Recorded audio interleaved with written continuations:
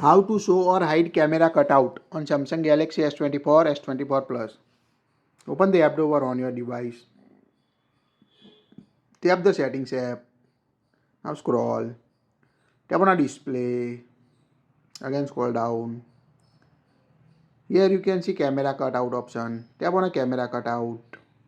Now here you can see show camera cutout and hide camera cutout screen. You can see how it looks when show or hide the camera cutout. Select the app you want to change the camera cutout setting. Here we select Amazon. By default set auto. Here you can choose show camera cutout or hide camera cutout option.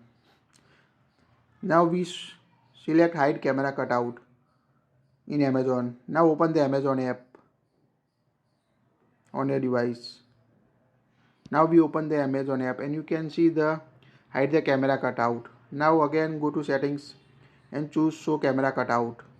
Now open the Amazon app and you can see the camera cutout on the top of middle of the screen. So it's quite useful feature to show or hide the camera cutout on your device. You can also choose auto option. That's it. If you like it, share it.